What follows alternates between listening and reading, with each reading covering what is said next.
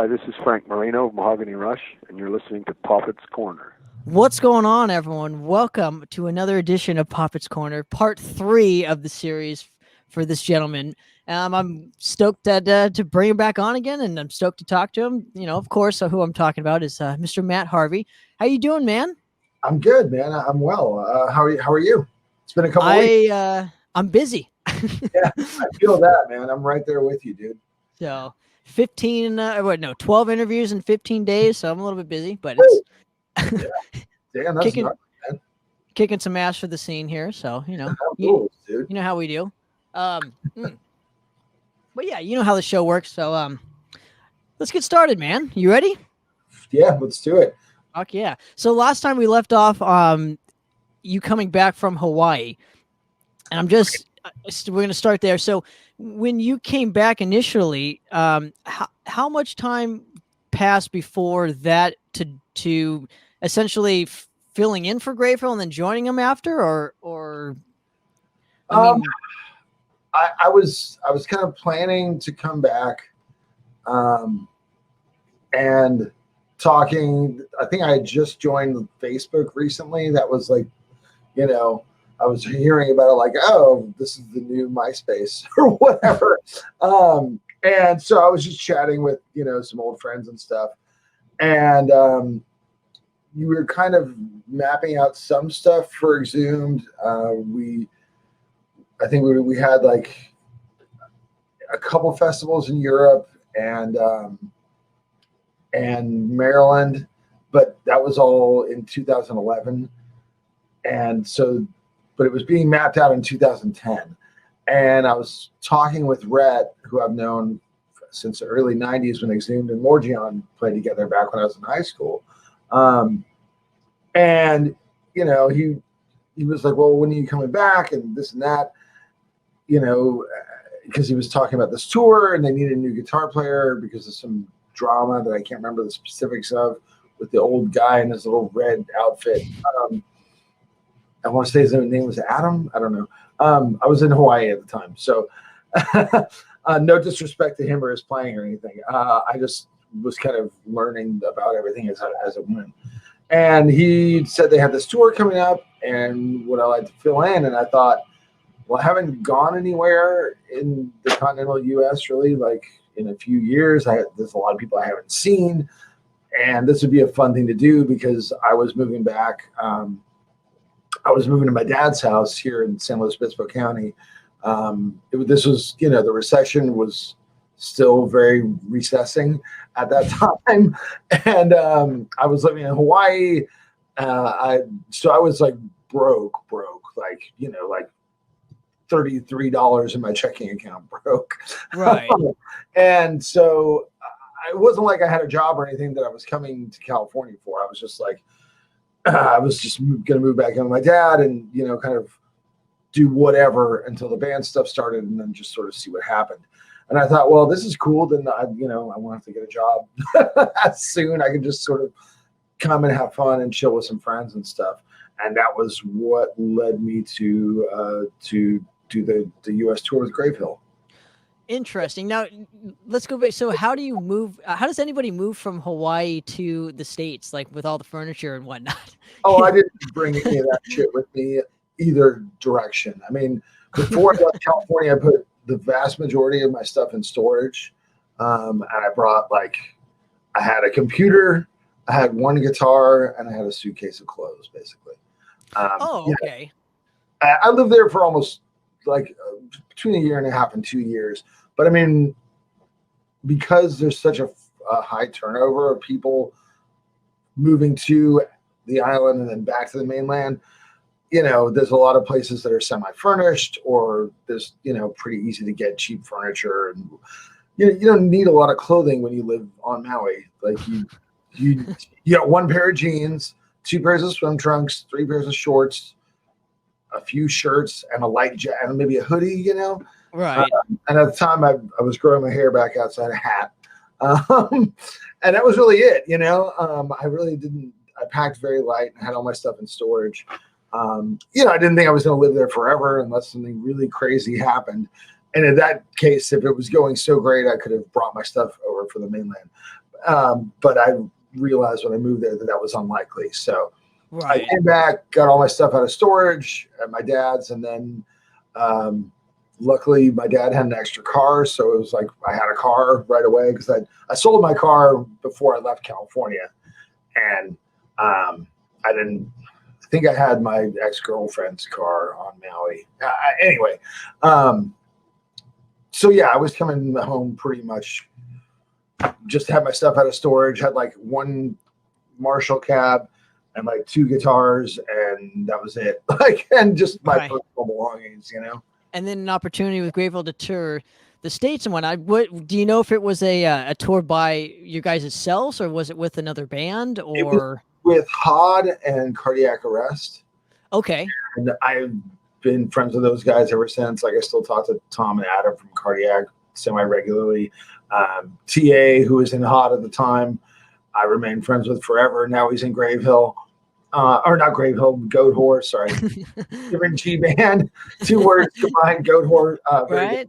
And so that was really cool. And obviously I still know, you know, Rhett and Mikey and of course, Bob and all those guys. And later, you know, Christian and everybody that came later as well. So totally. So after the tour, what made you decide to just stick around and record you know, when all roads lead to hell record, you know? To HE double hockey sticks. That's right. Well, you know, it was fun. And that was really the bottom line. Is I had a lot of fun hanging out with everybody, especially Bob and Mikey. And the way that they write is very like jam room oriented. So I would be down there practicing the songs with them, and then they would be going through stuff that they were working on. And I mean, what am I going to do? Just sit in the corner and, you know, read a book or whatever. And so I just started learning the newer songs. And then, you know, of course, me being myself, I'm like, well, that's stupid. You guys should do a part that goes like this and blah, blah, blah, blah, blah. And then pretty soon I was like, well, I guess I'm in the band. But it was, you know, always with the understanding that we didn't really know what was going to happen with Exhumed, but it was with the understanding that would be my main priority. And, you know, if things really got moving with the record that we were about to do, then I would have to focus on that. But, you know, they're very accommodating. And like I said, we've all been friends forever. So, you know, at least Rhett and Mikey and myself. So it was pretty smooth, you know, and it was fun jamming with those guys also, because it was less pressure for me in a way, because obviously with Exhumed I'm the lead singer and the main songwriter and the you know, the person people associate with the band, whereas with Grave Hill it was just like, I don't know, these guys are doing a thing and I'm just like, if I got a couple riffs here and there or an idea like that, that's great. If they don't like it, like, that's fine too, you know. Well, I know they had always told me that Matt is a fucking riff machine. Like, that guy doesn't stop writing killer riffs. So, you know, but just going into recording the record, how was it a different, you know, what was the process? How was it different than, say, recording, say, an Exhumed record or anything you had done previous to Grave Hill? Because the songs are a much simplistic kind of style of death metal. Right. It was kind of like in between like the early Exhumed records and the later Exhumed records. It wasn't as unprofessional as like, you know, gore metal or whatever, but there were no metronomes or any of that kind of stuff. It was just like, you know, like I said, their whole process was always very jam oriented. And because Rhett is sort of the band leader and kind of the principal songwriter, although maybe not in the BMI ASCAP definition of that, but he's sort of the director of things. And because he doesn't actually play guitar, it'd be really convenient if he did. But, but because he doesn't actually play guitar, he's got to be in the room working through the material with everybody and be like, we need a part that's like this, or like, we need a, you know, Bathory riff, or we need a Slayer riff, or Celtic Frost riff, or whatever. And, you know, kind of just throwing out these arrangement ideas, and everyone's sort of kind of playing off him. You know, he's the driving force. And so because of that, the songs are developed in a jam oriented fashion, and the recording was more like that too. Like, we just did 2 tracks, and I can't remember, you know, because most of the Exhumed stuff, at least everything from Anatomy is Destiny on, is all It's always 4 guitars recorded. And I can't remember if Rob played one rhythm track and I played the other on every song, or if we played certain songs, I did both, and then he did both. I really can't remember. But it was a little, it wasn't like, I don't want to make it sound slipshod because it wasn't, but it was a little bit more casual and like underground or whatever than like what we would do on subsequent Exhumed records and stuff. So was there less pressure, which made it more fun? Is that kind of what I'm hearing? Yeah, I mean, every record, I shouldn't say every record, but it's usually fun to some extent, but for me, it was very low pressure. I mean, I knew the songs, and that was the main thing, and they weren't looking for somebody that every single 16th note is going to be perfectly audible or whatever. That just, it wasn't the approach of the band. It was pretty raw. It wasn't shitty, but it was raw. And so I felt confident that what I was going to bring to the table was going to be up to scratch. And we rehearsed pretty frequently, I was driving down to Orange County, at least once a month, and I'd stay there for like an extended weekend or whatever.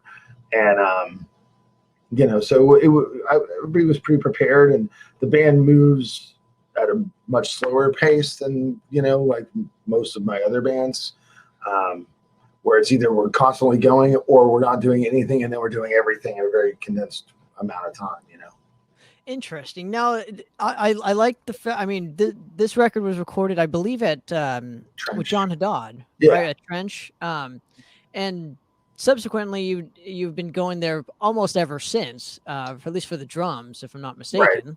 Right. But just working with him, was that your first time working with him?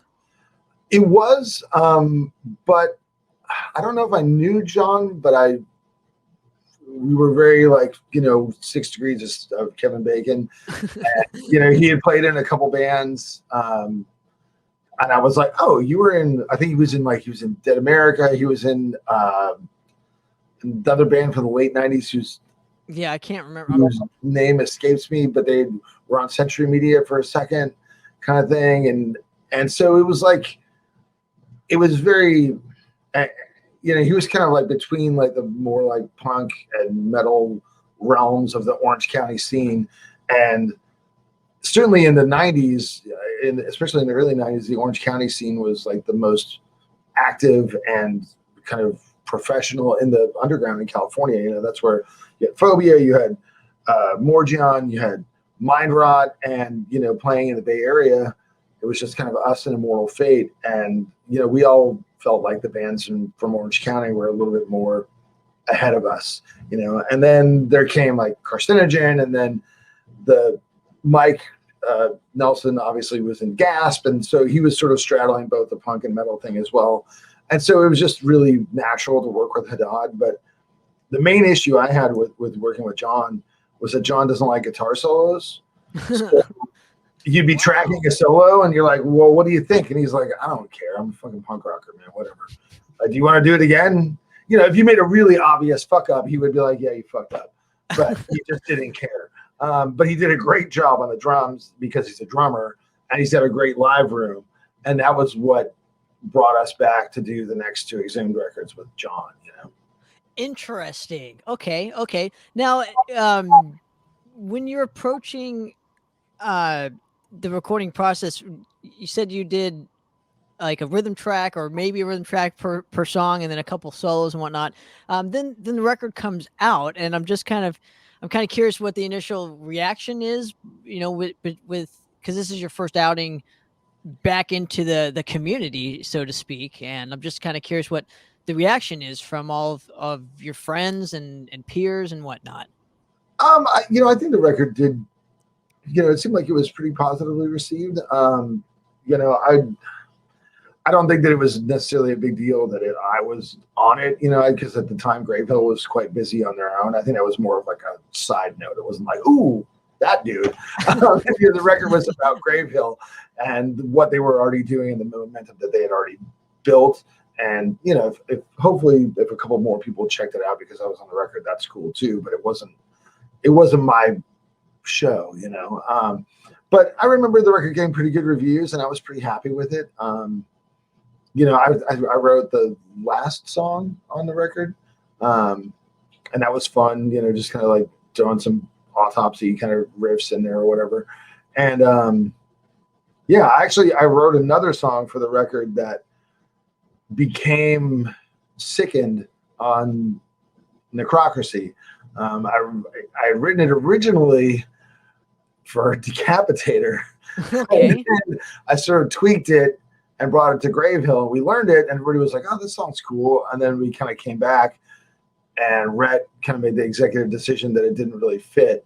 And I was like, "Why?" And it was like, I don't know. But at any rate, I thought it was a good song. And so then when we were writing for Necrocracy, I was like, well, I have this song that I've already sort of started over here. I kind of tweaked it over there. All I got to do is just tweak it a little bit more, and then we're good to go. So that was one in the bag kind of thing. Absolutely. And after the whole Grateful experience, what is the next step in the Harvey camp? Because Exhumed you had gotten the guys back together in Exhumed and brought back some members that you had played in a couple of years now. Right. So just walk me through just where you were at this specific moment, and why make the decision to bring back Exhumed at that moment as well. I think, I'd got enough distance to where I could look at what had happened as I could see the glass as half full, and it was at least half full really in hindsight, but I had the perspective to look at it the right way and sort of, and also there was a frustration with how things sort of fizzled at the end, or at the end. And, I always knew that was, I wanted to make that right at some point. And, I felt like we had the songs, and I felt like maybe we'd had enough time away to where people would be a little bit more interested in what we were doing. We're just sort of kind of bratty, I guess, of like, oh, you'll miss me when I'm gone. But I think, for whatever reason, enough people did, and that worked out quite well for us as a business strategy. And, I felt like the record was going to be good because obviously Danny Walker is like a premier level drummer, like top level guy. And, I felt like the songs were good. Wes and I were running a lot of good riffs. But at the same time, I was just kind of like, well, let's do the record and sort of see what happens.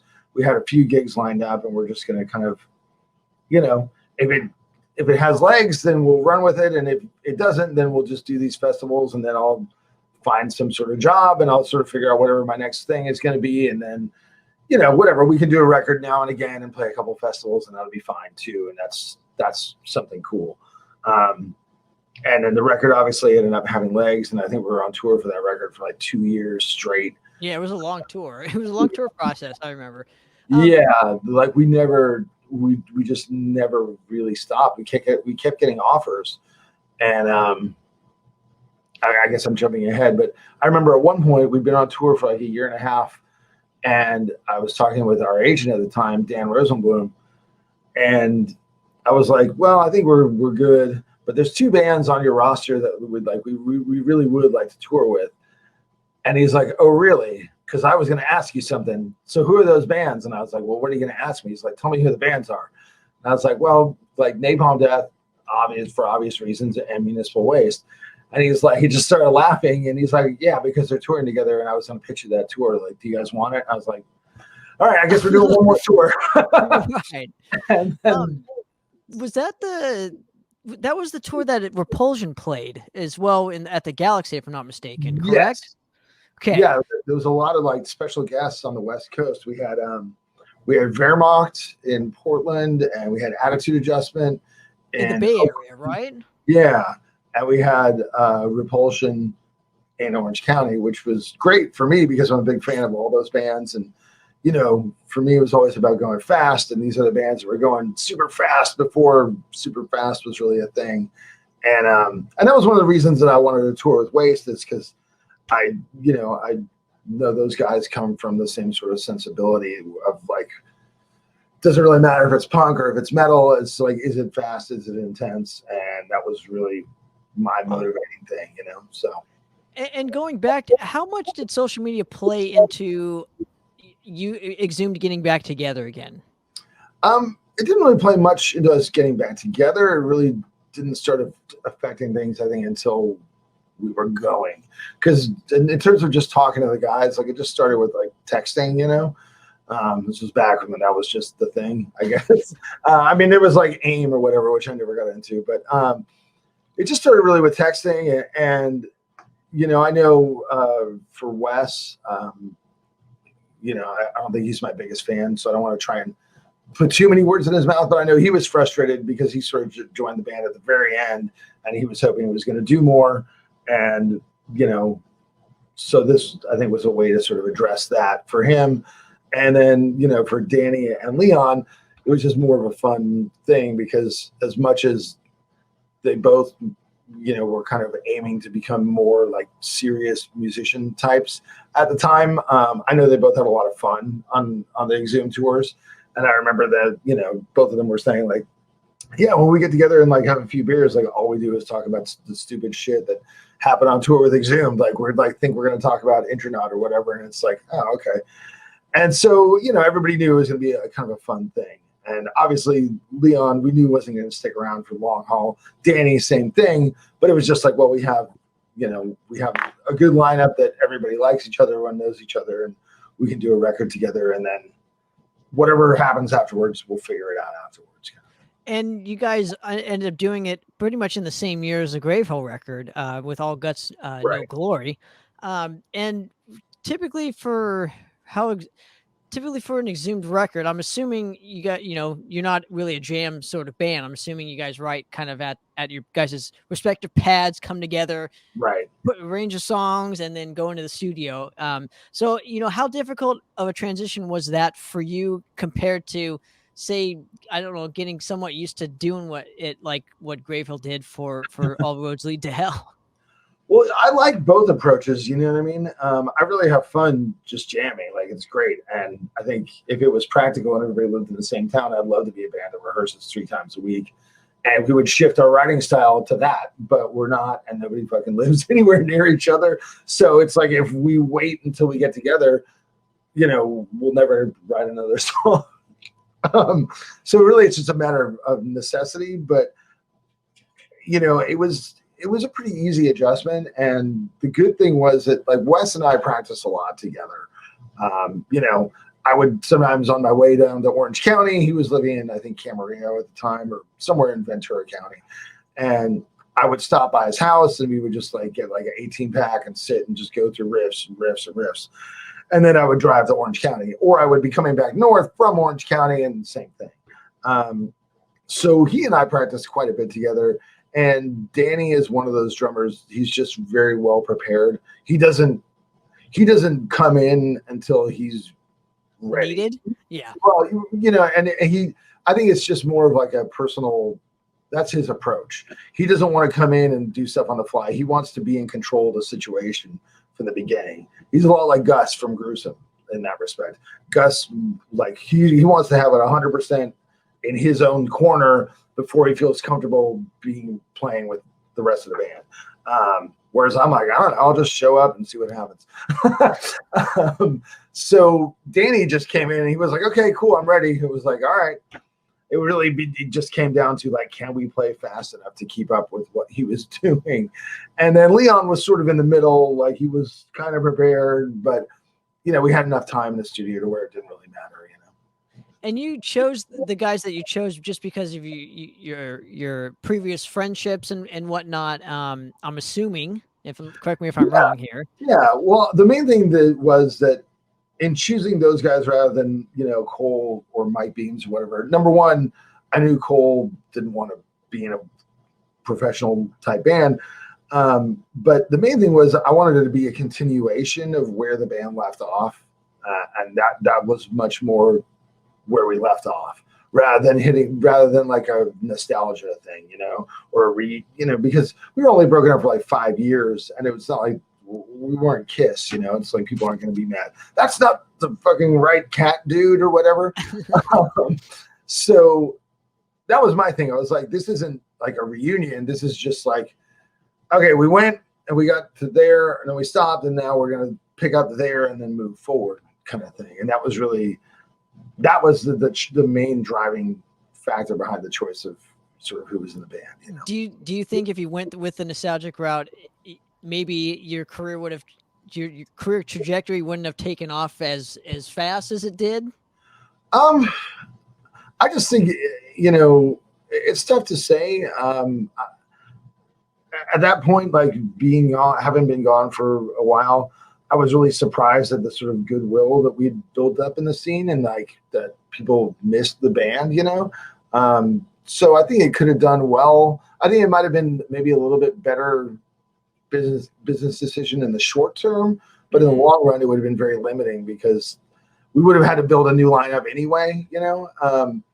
And it wasn't about, you know, taking anything away from the guys that played on the first 3 records. It just was about knowing that they had all already moved on before we split up anyway. So I'm picking up where I left off. I'm not trying to go back to the beginning and turn it into something else, you know? Right. Well, and some of the members ended up coming back not too much after this era too, you know? So obviously All Guts, No Glory was a kind of a massive record in a resurgence for Exhumed, as you discussed a little bit earlier.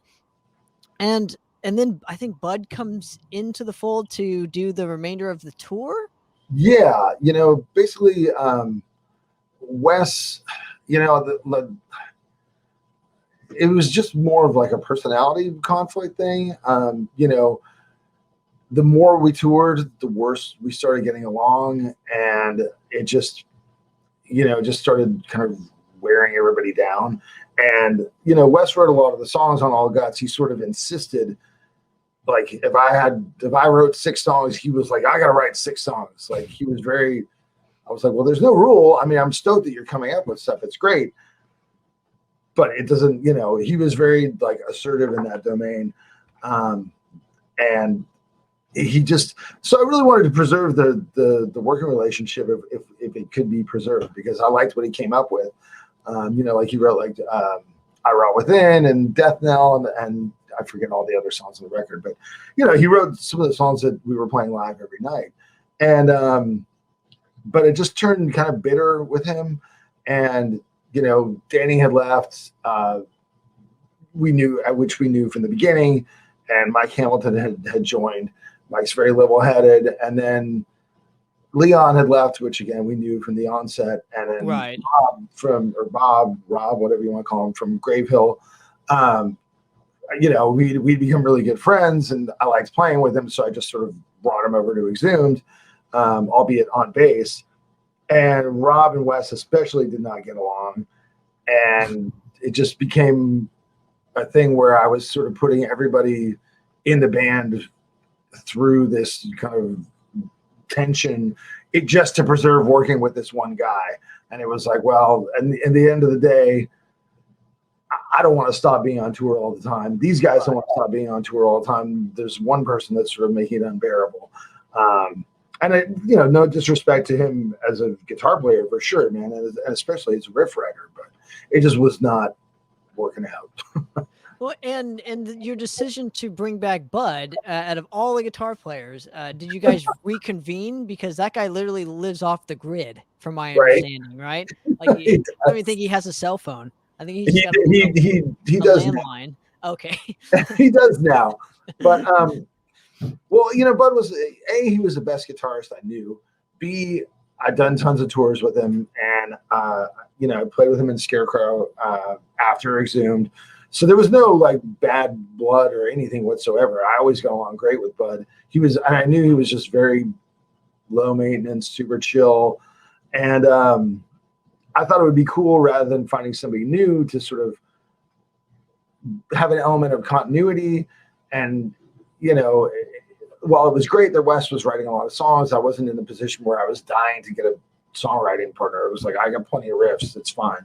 And so bringing Bud in, you know, just made sense from a lot of different angles, and it was really easy. It was a very painless transition. It was literally like I was out doing Death to All, and Wes called me, and we got in an argument, and I was like, fuck this guy. Like, that was my last straw. Right. And I got home, and I met with Mike or Hamilton, and I was like, so I'm firing Wes, and he was like, okay, that's a relief. I knew that was coming. I was like, all right, cool. And then I was like, I think we're going to get this dude Bud. And, nobody knew him outside of myself. And it was just like, boom. The chemistry was there because Bud and I played together. Right.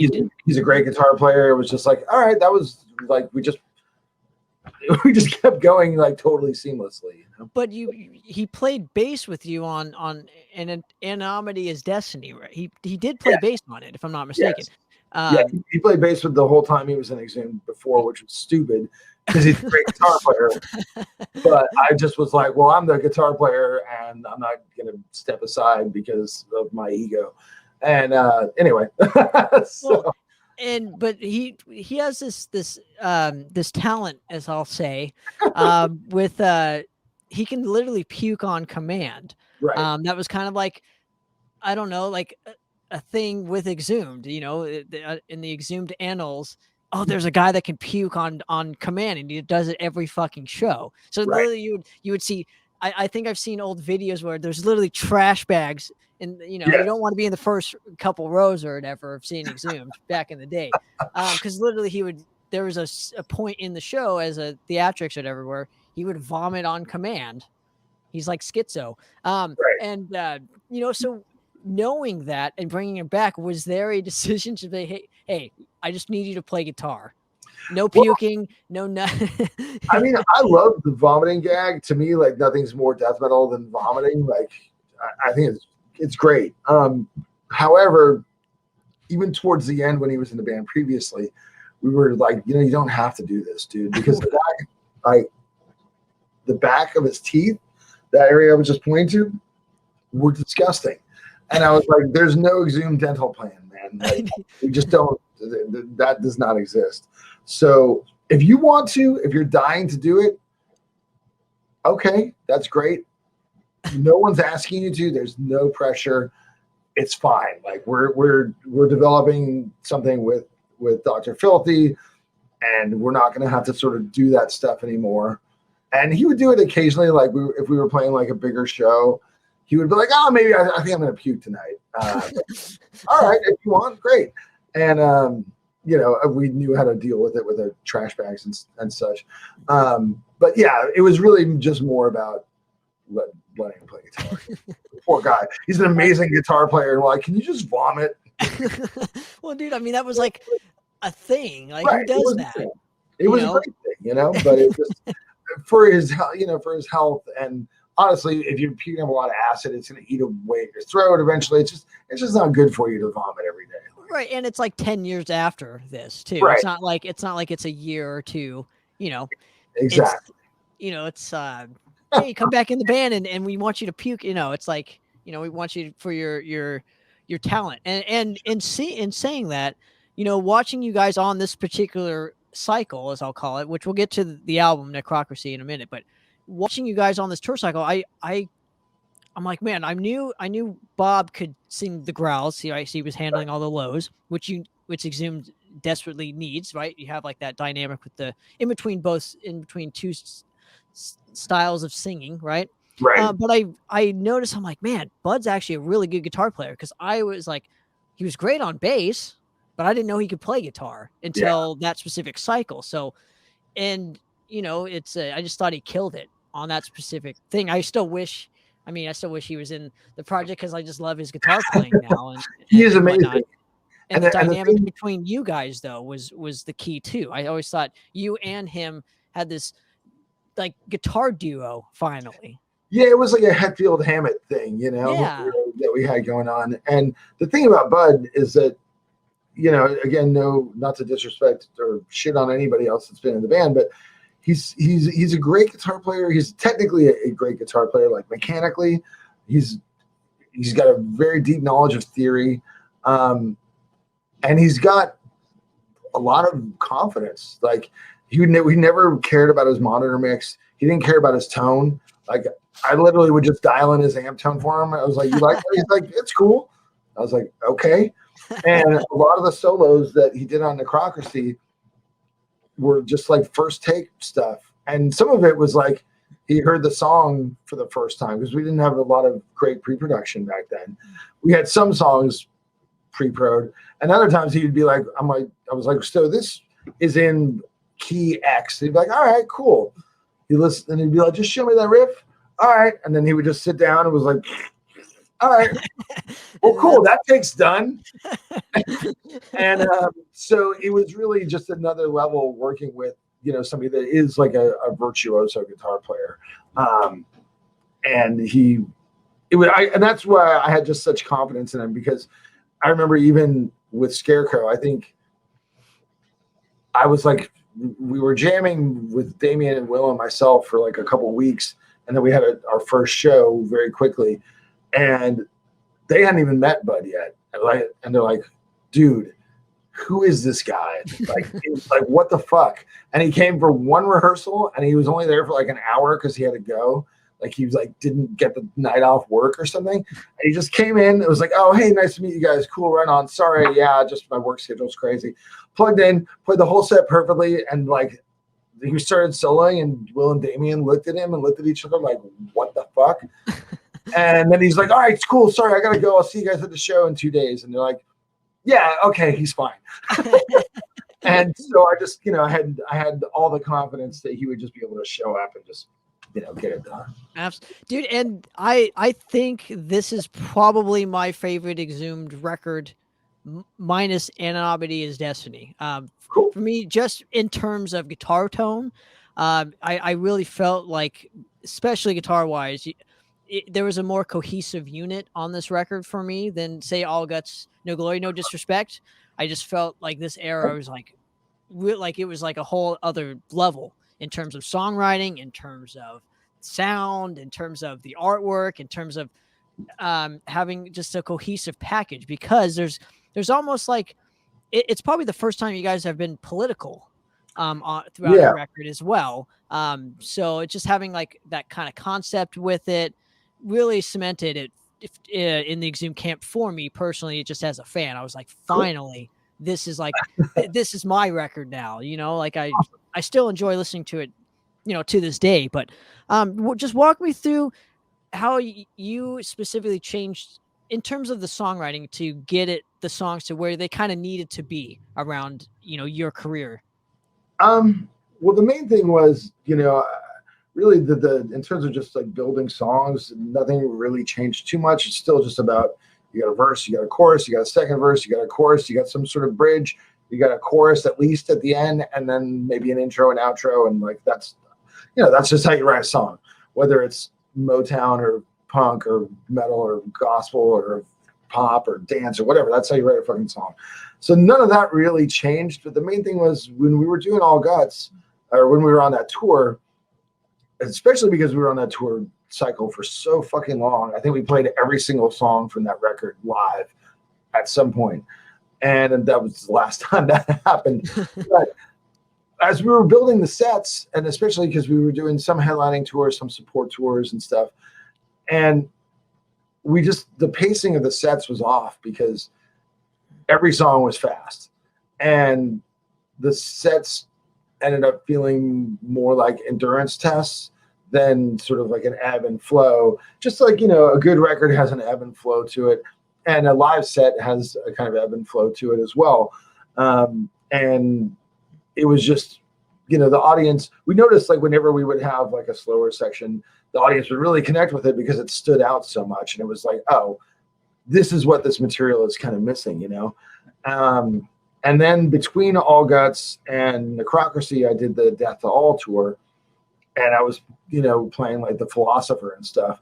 And so seeing, playing that more kind of sophisticated mid-paced material and seeing how it connected with people, it just sort of maybe, and also realizing that some of those songs like Trapped in a Corner and the Philosopher and stuff, I was like, this is way easier than like an Exhumed song. And everyone's like, well, dude, that was amazing. I didn't know you could play that. And I was like, really? This is like, fuck, man. Try playing Disassembly Line at like 200 per minute, bro. So it just kind of opened my eyes a little bit in as far as not having to feel like I was pushing myself to 100%, but still getting stuff that would connect with people at that level. And so every album, I just try to come in with a really simple kind of mantra. All Guts was just really like, what is Exhumed?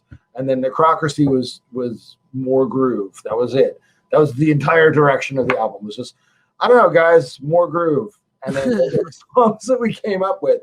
And, knowing that we had Bud allowed us to sort of write more precise harmonies and stuff like that, because, he just was a tighter guitar player, because the band is supposed to be structured. Every band I'm in, the way I try to structure it is that I'm like the fairly good guitar player that's mostly a singer that plays guitar. And then the other guy is the guitar player, Even Dave Mustaine. Exactly. And, or Chuck Schuldiner, James Murphy, Chuck Schuldiner, Paul Masvidal, Chuck Schuldiner, Bobby Coble, whatever. And so I'm just trying to occupy that space. And with Bud, I just knew, I was like, cool. I've got somebody that's never going to screw up live, that is going to memorize the songs instantaneously and play great stuff. So I have a little bit more space. And, working with Mike after touring for a year and a half, we had, I was like, I know how he plays, I know what he can do and how that can fit in to what we're doing. So it was a little bit more like a band situation, whereas All Guts was like, I wrote some songs, Wes wrote some songs, we demoed them, then we met up and just did it, And now walk me through just getting the opportunity to play in Death 12, because you had mentioned it a little bit ago, and I kind of would like to touch on this, if you don't mind. Like many things, I was not their first choice. Basically, the guys from Sick Drummer, just a quick background on the tour. The guys from Sick Drummer were putting together like a death tribute tour with all these members. And Eric Greif, who was Chuck's on-again, off-again manager and became the manager of his intellectual property estate. He's his lawyer too, I think, right? Yeah, right. But he's also Relapse's lawyer. Hence why Relapse ended up reissuing not just Death, but he also worked with Morbid Saint, and that's how that came about. Anyway, he was also promoting shows in Calgary, and we played Calgary, and I met Eric, and I was like, so are you the Eric Greif, like from Milwaukee, that used to manage Death and like Viogression and Morbid Saint and stuff and Numbskull? And he was like, yeah, actually. And so I got into this big conversation with him. And then I met him again in LA shortly before Death All was sort of coming together. It was like a Relapse showcase gig or something. And I was like, hey, I heard that this is happening. If you guys need a singer, because I thought they got 10 guitar players, like they don't need a fun guitar player. Like, if you guys need a singer, I mean, I know all the words to the first 3 albums by heart pretty much anyway, and I sing kind of in the same range. You know where to find me, whatever. And you also kind of look, I mean, from afar away, you could kind of pass for, like you got the long brown hair, my hair a little bit darker, and lose about 30 pounds, maybe, and I'll be good. But anyway, the Sick Drummer guys were kind of spearheading it, and they wanted Stefan from Obscura to do it. And they sort of were they divided the show up between 2 frontmen. They had Charles Elliott from Abysmal Dawn, who is a great vocalist and a great guitar player, but I was like, he doesn't sing anywhere near Chuck's register. But he killed it, but it just didn't sound like Death because of his vocals. And I actually loved Charles's leads, and I thought he really brought something cool to the table on that tour. And I love Charles as a guy. And then they were going to have Stefan do the later material. And so they called me in because Stefan's visa wasn't going through, and it was looking like he was not going to make his flight. And this is the first tour that these guys, I think the last tour that they ever put together. And I was like, this is your first tour, and you're doing a gig with like fucking 18 band members, 2 guitar techs, and a photographer, and 2 buses. I was like, this is a nightmare. But whatever, I wasn't doing anything anyway, so I might as well like spend the next, week and a half trying to learn these songs. And so I came up and started playing with the guys, and it was a great situation for me. It was a little scary, and because I was generally the worst musician in the room at any given moment, but it was great because I had a lot to learn, and I was bringing something a little different to the table than all these other guys. I was an underground death metal guy. The guys that played on Sound of Perseverance, I mean, they wouldn't know Hellhammer from Black Flag, but they could probably tell you everything about King Crimson, which I don't know shit about. So, I was bringing something a little bit different to the table, and it ended up being really fun. And getting to jam with like Steve DiGiorgio and Gene Hogan, and for me, that was like a fucking dream come true. Even if I wasn't playing like my favorite death songs, but just seeing how much the audience connected with them, that was really powerful. Anyway, the tour lost a ton of money because it was the first tour they ever put together. They started this idea, but they didn't even have the rights to the fucking name, So there was like the Sick Drummer guys, and then Eric, who's kind of coming in at the end to be like, whoa, this is not how we're going to do it. But the shows did really good. Like we played House of Blues, Chicago, and it was fucking packed. That's a big room. And anyway, obviously Death to All now has morphed into something else, and it's continuing to this day, and in a much more sensible, streamlined fashion. Right. And Gene and Bobby and Steve and Max have done a great job with it. Anyway, for me, I was just like, well, this is a fun vacation. They said I was going to get paid. I didn't get paid, but whatever. Well, that's what the whole thing was with that whole tour. Like nobody got paid, right? If my understanding, they lost their ass on it. They didn't understand the deals they were signing, and they were mad at the agent. And I was, who was also Exhumed's agent at the time. And I was like, no, I know this guy. I just toured for 2 fucking years with this guy as our agent. Like, he's not full of shit. You just don't know what you're signing. You're just like getting something in front of you and just doing whatever. You don't understand how this side of the business works. And so it was just a really weird vibe because there were so many people and everybody had been promised various things. And towards the end, it was becoming clear that wasn't going to happen, which was very low pressure for me because I would have liked to have gotten paid, but at the end of the day, I wasn't planning on it. I wasn't depending on it. I was never in death. So for me, I was like, this is a pretty cool way to spend 2 weeks.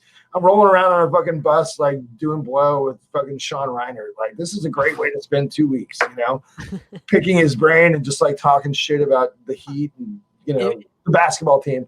And it was just, I had a great fucking time. So whatever. But that did, that I guess that becomes more important later on when Gruesome gets started. Correct. Because that was sort of an outgrowth of that, Right. Well, and in my personal opinion, Sean Reiner is probably my favorite drummer, probably in death metal period, even though he's only been on like, 4 or 5 records at this point now. Right. But 2 of them literally changed the game with Focus and Human. He's an amazing drummer, or he was an amazing drummer, which is really fucking sad to think about. Yeah. And out of everybody that I met, everybody was cool. Like, nobody was a dick at all. But out of everybody I met that had been in death, he and I just struck up a friendship like right away, and we just had a blast. Like, I loved hanging out with that dude. And anyway, obviously he's no longer with us, and that's terrible. Yeah, it sucks. It sucks for the entire metal scene and music scene, and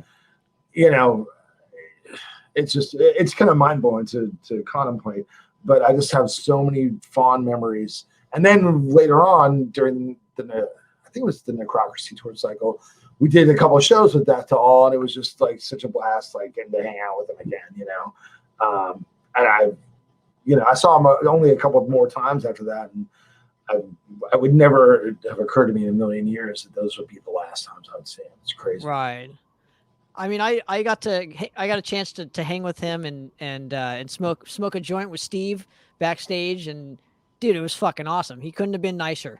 Even if, me being the scared little twerp, as I'll call myself, I'm like, hey, can I get a picture? He's like, yeah, man, no problem. And he was like super nice. He was like, took the time to do that.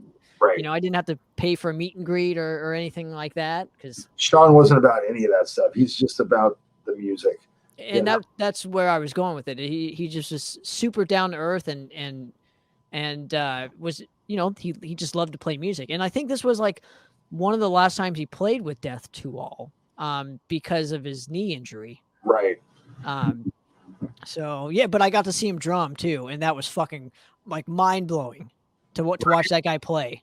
Yeah, whole other level for me. But huge rest in peace. That's why we kind of dedicated, a Violent End to Life. We did a little nod to Flattening of Emotions, because that's our favorite Death record. So just a shame, man. It really is, man. It's super sad.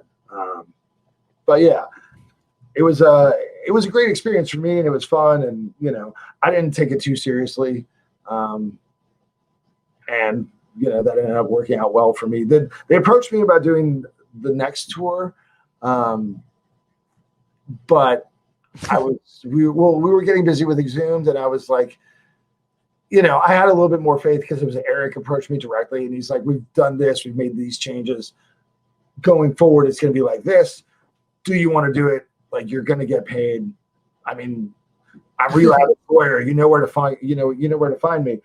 And I was like, I would, but Exhumed's going out with Suffocation, so I'm not gonna. This is my main priority, and I don't know how long Death to All is going to last or whatever, and I'm not going to like shunt Exhumed aside for, a tribute band. No matter. I was just thinking, like, dude, if I could tell myself when I was 13, like, yeah, you're going to just pass on going to play with like Steve DiGiorgio and Gene Hoglan, just the guy that played on Darkness Descends. Like, I would have like murdered myself at 13. Like, what, dude? You're a fucking idiot.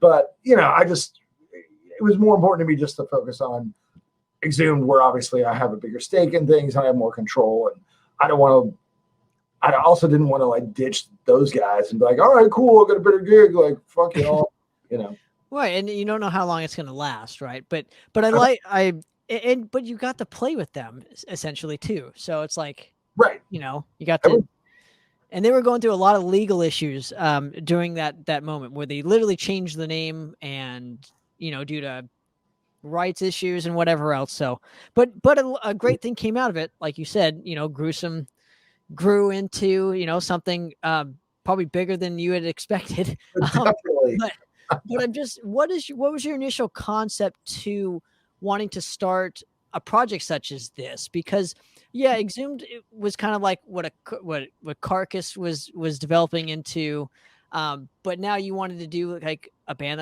that Death had already had kind of like, I don't know, paved the way for. Yeah, I mean, it's a tribute band. Gruesome is a tribute band. It's, let's just call it what it is, and we made no bones about it. I mean, really, how it happened was when we were out with Suffocation went to Canada. We all have DUIs, so we can't go to Canada.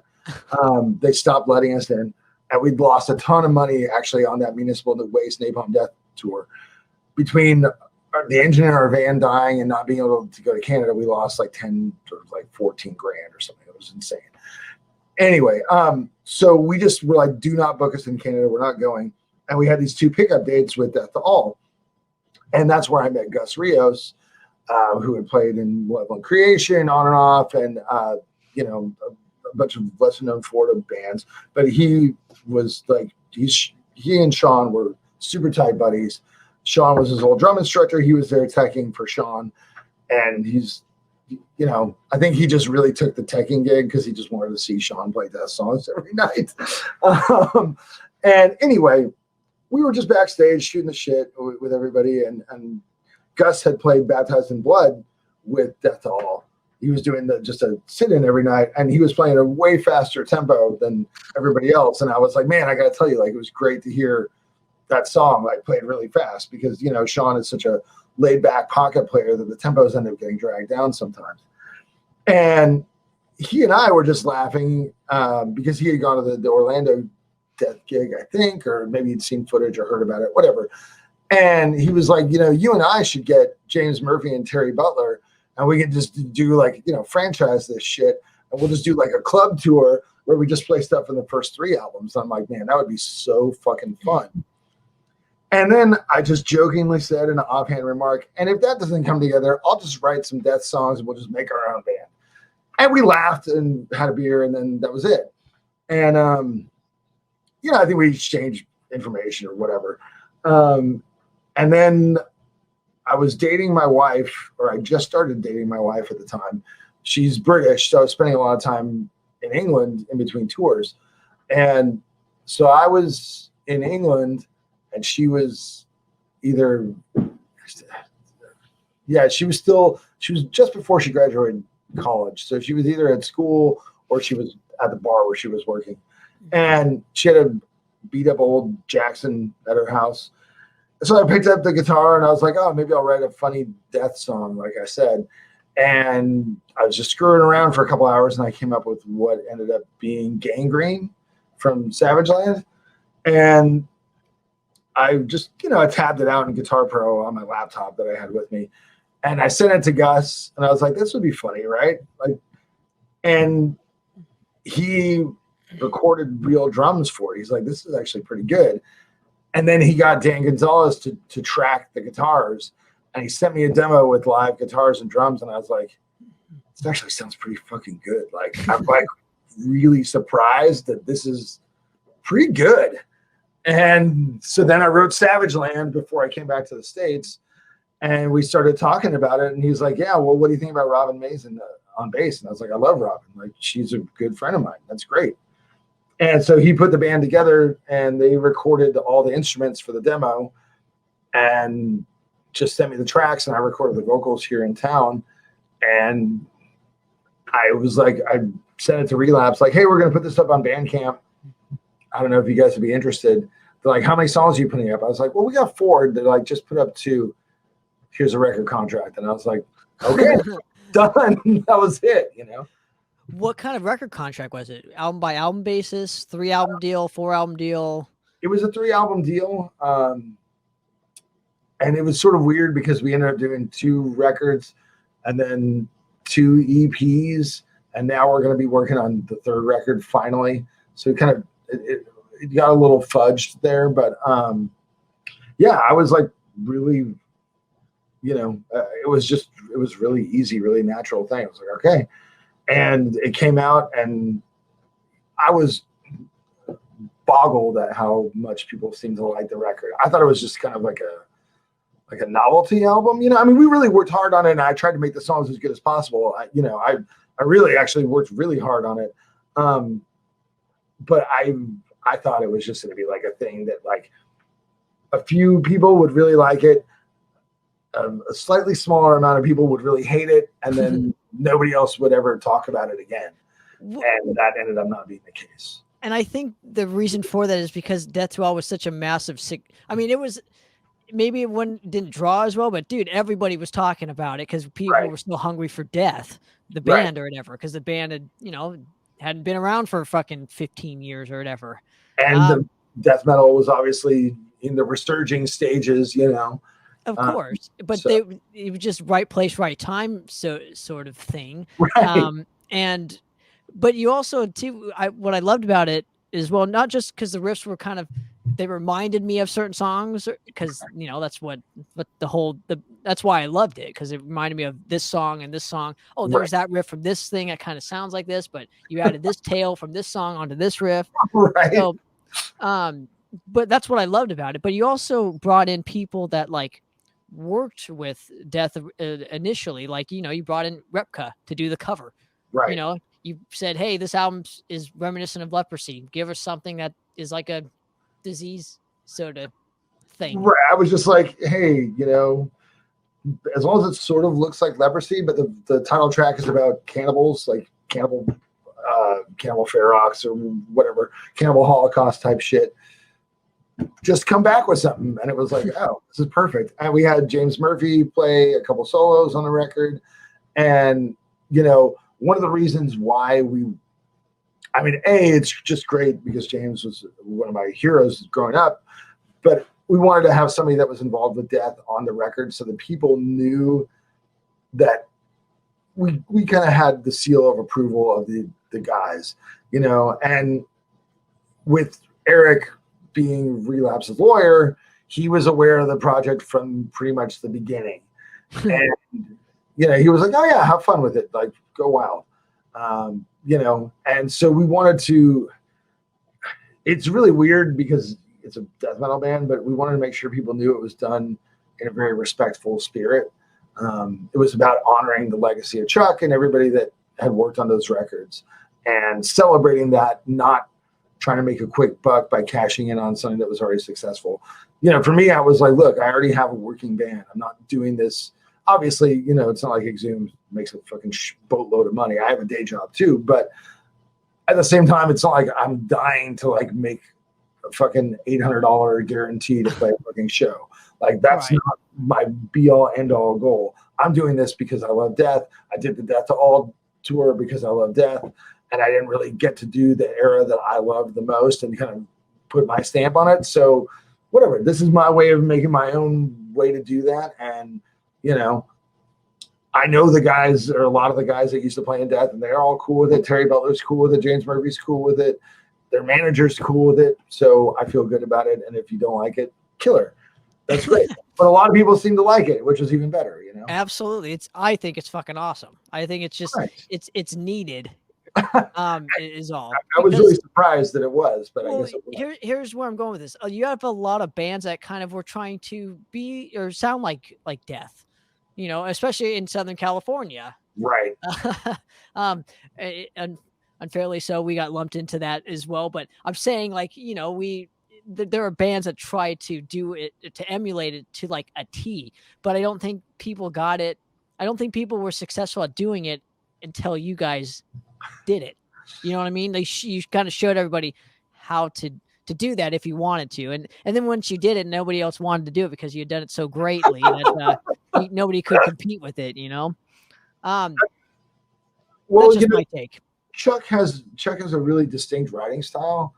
And there's a through line from, even the demos all the way through Sound of Perseverance. He does certain riff shapes.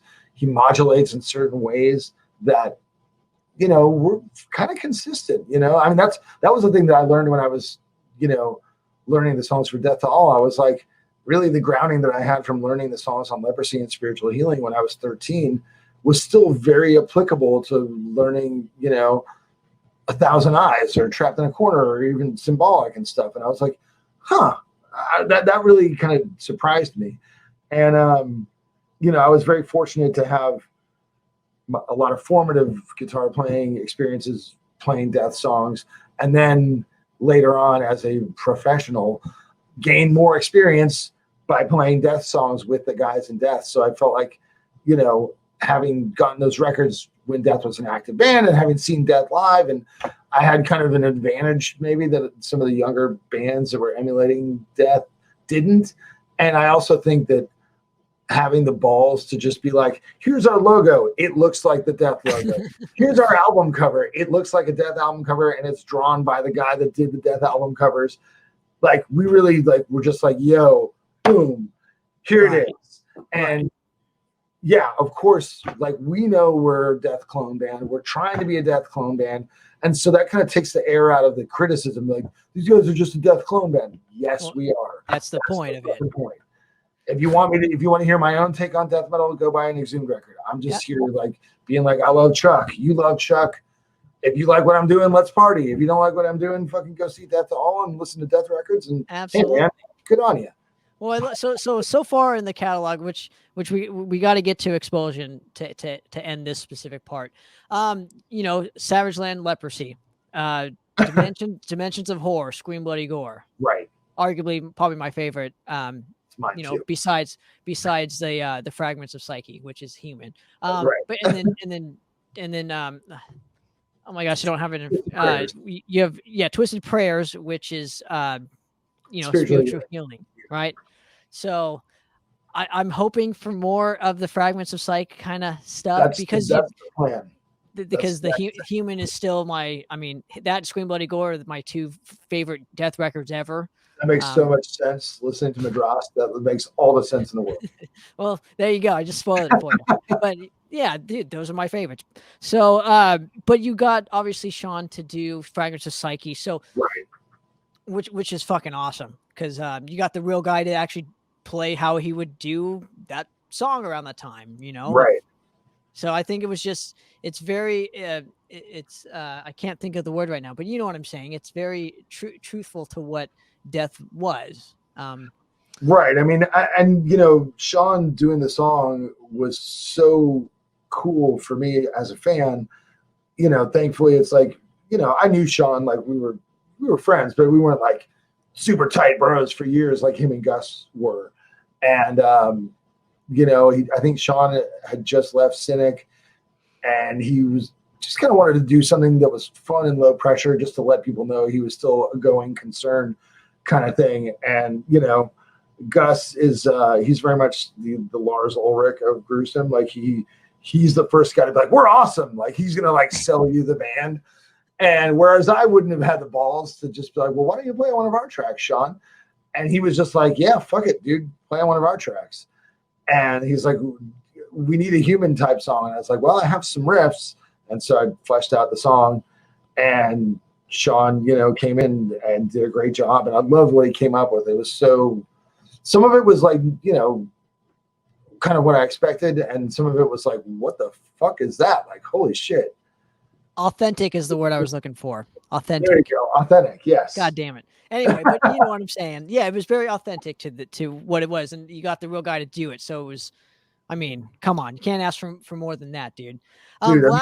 Lastly on this episode, which, dude, I hopefully you'll give me another opportunity to do part 4, because this is, you know, no, it's a good time, man. Now, let's talk about Expulsion and just the formation of it, because, you know, it's another almost a Repulsion type tribute, right? Like you've only made the one album EP so far, which hopefully there'll be more soon. I'm hoping so, because that fucking record ruled.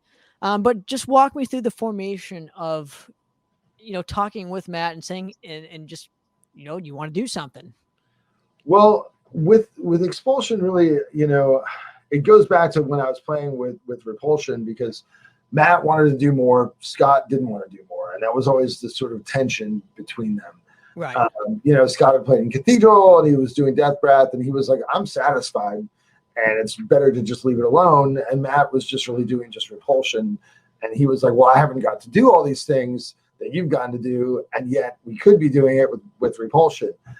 And so, you know, I think what he was writing was for a new Repulsion album. And at times he was, you know, talking about, when he first pitched the band to me, he was like, okay, it's going to be our band. Like, you know, you can play guitar and sing, and I'll play guitar and sing, and I want you to write a bunch of songs, and so on and so forth. And then Matt works at a very slow pace, you know, which is why however many years, 30 years after Horrified or whatever, there's just the one EP. And so I just sort of realized pretty quickly that I was just going to let him drive the car, steer the ship, whatever, and just kind of be ready when the time came. And in fact, the vocals that are on the album were the vocals I did for the pre-production. And, you know, so as I was busy with Exhumed, Matt was sort of slowly, he was putting the band together with Menno and with Danny. And, you know, he was putting the record deal together, which I didn't really have anything to do with. And I didn't really even know what was happening, because Matt had changed his phone number at some point, or he got a new phone, whatever. It wasn't like it wasn't a sneaky thing. He just happened to get a new phone number. And I had both his numbers in my contacts, but for some reason I kept using the old one, and I was mixed up. I thought the old one was a new one. And I had texted him a few times, and I was like, I haven't heard from this dude in like 6 months. And I'm like, what the fuck is going on? Because, you know, I sort of heard some rumblings, and then Joel from Toxic was mastering the EP. And he texted me, he's like, oh, this EP is great, man. And I was like, what EP? And because I was waiting to like figure out when I was going to do the vocals. I was supposed to get in touch with Matt and be like, I'll do the vocals at X time. And I thought I was trying to get in touch with him, but I was using the wrong phone number. Anyway, and so at some point, Matt had made the decision, I don't know, independently of certainly myself, I don't know about the other guys, to just do the songs that he had written and had demoed, and then we demoed as an EP. And that was going to be the introduction to the band. And then work on a full length going forward. And anyway, I didn't really know about any of this until it was in motion. And I finally, like, somebody, a mutual friend or somebody gave me his number, or I emailed him, and he had a couple different emails through the years I've known him. Anyway, so I finally somehow got in touch with him, and I was like, what the fuck, dude? Like, what's going on? And he called me immediately, and he's like, dude, are you okay? Like, because I was, I wrote him kind of a pissed off email. It wasn't like, fuck you, but it was just like, I have no clue what the fuck's happening. And he's like, yeah, I kept waiting for you to get a hold of me, and you didn't. So I just moved forward with what we had. And I was like, okay, that makes sense. I do have your new phone number. I didn't realize this was a new one. So we had, we talked and we figured it out or whatever. And anyway, and so then the record came out, and I really liked the record. I thought it was great. And, again, I was just like, well, I'll just wait for Matt. Like, he's going to be, I wrote the lyrics and the titles and stuff, and all the music was his. And the songs were great. There was no, I had no qualms with any of it. The songs that I had written, I ended up using later, adapting them for the last Exhumed record. But again, getting ahead of myself. And so I just was like, well, we'll see what happens with this. And, just knowing how Matt works, which is very slowly and very meticulously with a lot of overthinking, I just kind of was like, I'll just let it, whatever happens is cool. I'm not going to put too much stock in this, but people seem to really like the record. We got really good reviews. I thought it was really good. It's easier for me to be objective about because it's Matt's songs. And I mean, he co-wrote my favorite death metal album of all time. So I'm sort of like predisposed to thinking it's quite good. But, it just sort of went on for a while with not much happening. And then I think we did 2 shows. We did a fest in LA, and then we did a fest in Denver. And it's really fun to just be in a band where, well, it went from I was going to be the guitar player, singer. Then he was like, well, I want you to play bass and sing. And then it was like, well, I want you to just be the singer. And so I was kind of getting the message. It was like, the original pitch was it's going to be our band together. And I was like, okay, so this is Matt's thing. And I'm just going to be the guy that helps with what I'm helping with. And again, because I have my own bands, I wasn't like going to like fight for control. I was like, if that's what you want, that's what I'll do. And it's really fun to just play a show where all I have to do is like sing. It's like really like, it's quite cool. Absolutely. And then he wanted to do this gig in San Diego or something. And it just seemed like whatever he would pitch, I was like, I can't, and that happened like 3 or 4 times. And at a certain point, he